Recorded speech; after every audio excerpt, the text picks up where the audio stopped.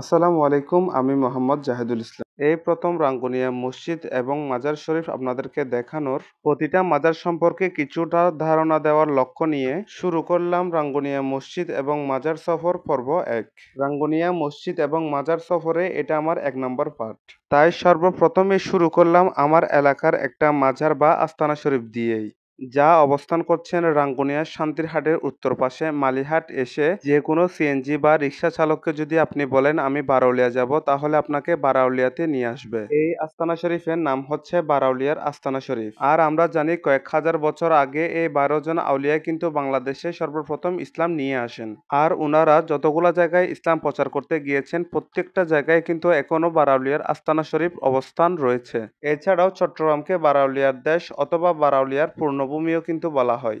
Doctor গোলাম সাকলায়েম কর্তৃক লিখিত বাংলাদেশ সুফি সাধক গ্রন্থের ১২৯ ও ৩০ পৃষ্ঠার চট্টগ্রাম ১২ আউলিয়ার মধ্যে ১০ জনের তালিকা দেওয়া হয়েছে, যা আপনারা স্ক্রিনে দেখতে পাচ্ছেন। উনাদের মাজার শরীফের ঠিকানাও নিচে উল্লেখ করা রয়েছে। আপনারা ভিডিও স্টপ করে পড়ে নিতে পারেন। আর প্রতি বছর এই আস্তানা শরীফের উরস মোবারক এবং ফাতেহা পালন করা হয়, যাতে অবস্থান করেন দেশ বরেণ্য অনেক উলামায়ে কেরামগণ এবং এলাকাবাসী।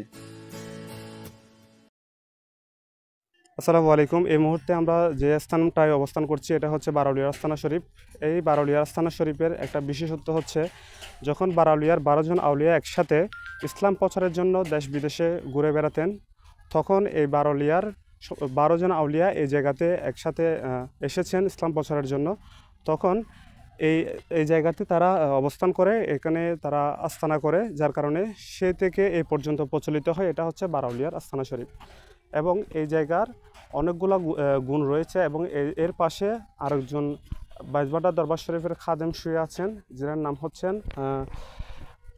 হাজি আবুল কাসেম শাহ রহমতুল্লাহ আলাইহি মেজবান্ডারি। ওনার মাজার শরীফও কিন্তু এই জায়গাতেই অবস্থিত এবং এর পাশাপাশি বারাউলিয়া আস্তানা শরীফ রয়েছেন। এর পাশে আরেকটি মসজিদ রয়েছে, যে মসজিদ বর্তমানে কাজ চলমান রয়েছে। এছাড়াও উরসকে কেন্দ্র করে খতমে কোরআন, সেমা মাহফিল এবং সর্বশেষ তাবরুকও বিতরণ করা হয়। এই আস্তানা শরীফ সম্পর্কে তেমন কোনো ধারণা না পাওয়ায় আমার ক্ষুদ্র জ্ঞানে যতটুকু পেরেছি আমি আপনাদেরকে জানানোর চেষ্টা করেছি। আর আমার এই ভিডিওতে যদি কোনো ধরনের ভুল ত্রুটি হয়ে থাকে অবশ্যই আমাকে কমেন্ট বক্সে কিন্তু জানাবেন। পরবর্তী মাজার সফরের ভিডিও দেখার আমন্ত্রণ জানিয়ে আজকের মতন বিদায় নিচ্ছি। আমি মোহাম্মদ জাহিদুল ইসলাম। আসসালামু আলাইকুম ওয়া রাহমাতুল্লাহ।